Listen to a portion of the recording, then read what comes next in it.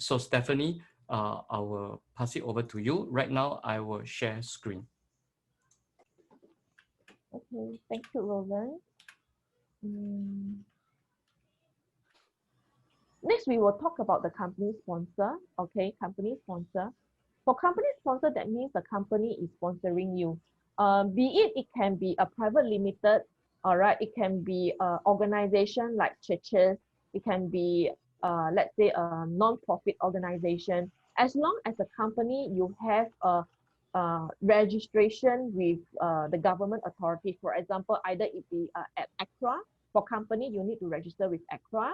All right. For non-profit organization, you may register with some certain kind of authority, right? Organization or society, there's a different kind of registration. So as long as you are legitimate registered in Singapore, you are qualified. Okay, so firstly, you must be registered and incorporate in Singapore. The trainee must be Singapore citizen or SPR.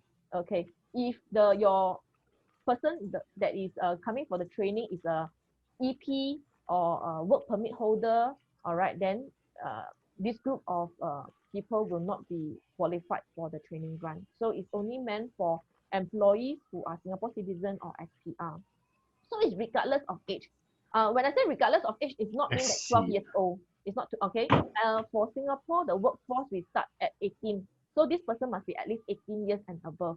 So if you are 18 years old, SPR, you can still enjoy the full funding, which I will going to explain to you how much will that be. Okay.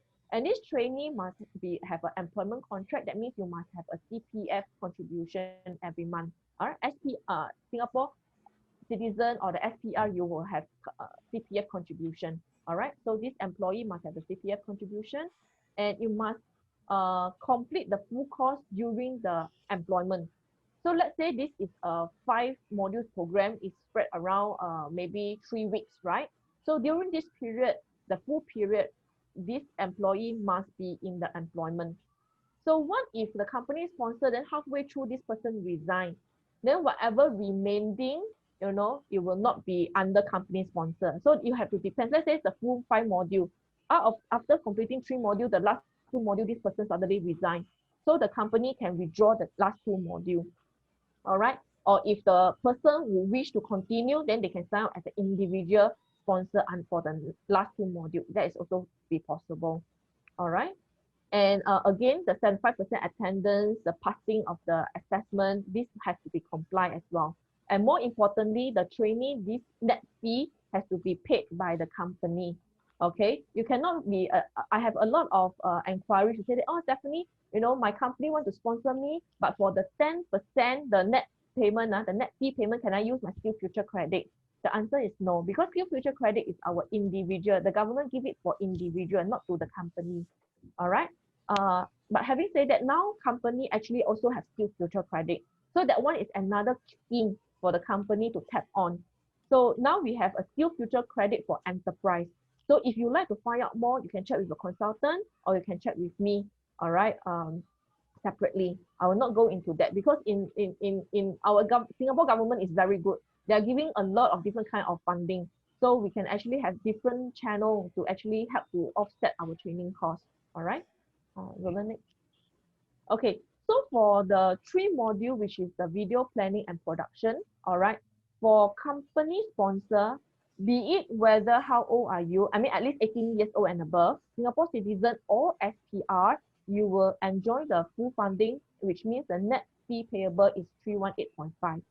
All right, for the 5 modules is 495.3. All right, the net fee payable by the company, it can be made by bank transfer, by check, by PayNow. Yeah, it's possible. All right. Okay. So for company sponsor, firstly, okay, now here is a little bit different. What I'm sharing now, they may change next month. Reason is because for Skill Future Singapore, they are going to revamp their portal, the claiming portal. All right. So at the moment for now in September, for company who want to send their staff for training, they need to have a company profile with Skill Future Singapore. So that is where I can also help you to set up this company profile with SSG. And then that is where we, through this account, we submit all the claims. be it the training grant, we can also tap on the Smt Payroll. So Smt Payroll is another funding that government, SSG, has provided for company. That is where to offset your salary. Because now is that, let's say I'm the employer, I'm sending my staff for training. That means they are not at work. There's opportunity cost. So government recognize that. So they say that, okay, it's very good that you want to send your staff for training, but we also know that there's opportunity cost because the staff is not working, or not being productive in the company. So they actually have the SMT payroll to offset the salary. So this is actually calculated based on 80% of the hourly rate, capped at $7.50 per hour. Because of the COVID, now we actually have an enhanced SMT payroll, which is based on 90% of the hourly rate, capped at $10 per hour.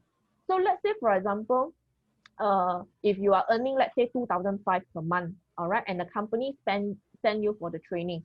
On top of the training grant that the company will be eligible, the company can also receive absentee payroll. For now, let's say for the 3 modules, the total duration is 51 hours, all right? So the company will receive $510 from the government. This is based on $10 per hour, okay? And this is actually up to end of the year, December 2020, all right? So what if the company does not pay salary but a commission to consultant? Okay, so the question is, does the company also contribute CPF to you? All right. If it's purely a commission based with no CPF, then I mean, if you are employment, I believe there's a CPF, because for sales commission is also need to pay CPF. So let's say this is an employment and you don't have basic salary, it's just purely on commission, and the commission portion is CPF payable as well. Then yes, you will just based on an average of your past 12 months contribution, right? Your past 12 months commission, to do an average out, that will become your monthly salary. All right, I hope that I have answered one of your questions here. All right, so like I said, S&P payroll is to offset, defray the manpower cost, and for now till end of December is enhanced S&P payroll, which is kept at $10 per hour. Okay. Okay. Can the rest of you mute? Yeah. Okay, Roland, next. Okay. Okay, so we talk about the registration.